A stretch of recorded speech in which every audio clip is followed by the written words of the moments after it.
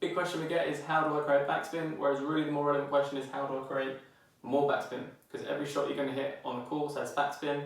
Even the driver is going to spin about 3,000 plus revs per minute.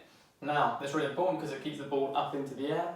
What I'm going to briefly do is talk about how that is created. However, the biggest factors I think are these for amateur golfers. So, the loft on the face and the difference between the angle of attack is going to create backspin.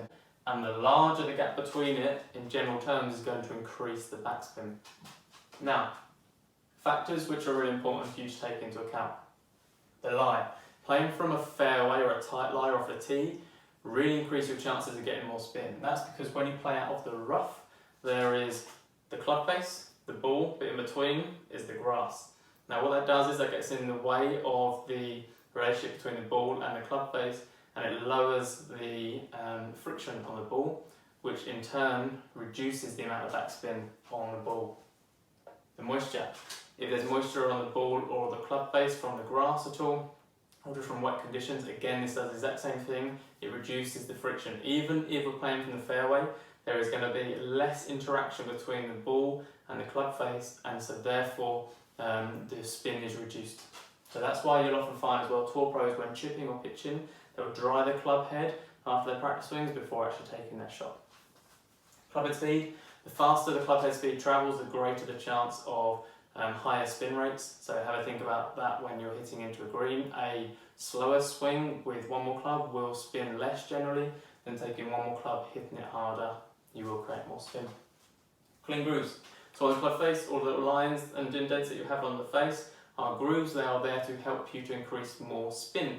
It's really important they're clean. Now, the club face might look clean, but actually if you look at the grooves themselves, there's probably loads of dirt inside it.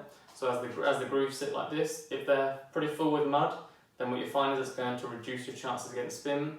And if you keep dirt in them and keep hitting, it's also going to start to damage the grooves. So it's good to get a little brush, clean them out, and wipe it over after every shot.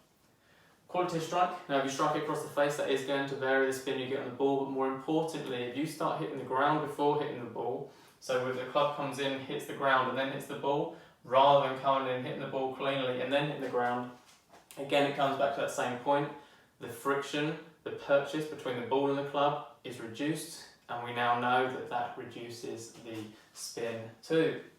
And the course, finally, when you play on different courses, you see on the PGA Tour, these guys playing on these courses out in America, the grass is very grainy, which is the direction that the grass actually grows.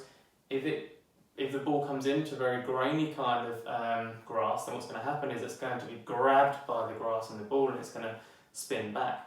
Whereas if you play into something like on a links course where the conditions are very different, very soily and not so much sort of sand on top of the surface, you're going to find it's very compact and actually it's not going to spin so much, kind of hits the ground, sort of stop a bit but will roll on. So the conditions and the courses that we actually play will have a big effect on it too. Hopefully that helps and that understands a little bit more about how you can create more backspin. Please do like, share and comment on these posts because they do help, and there'll be more videos out with you very soon.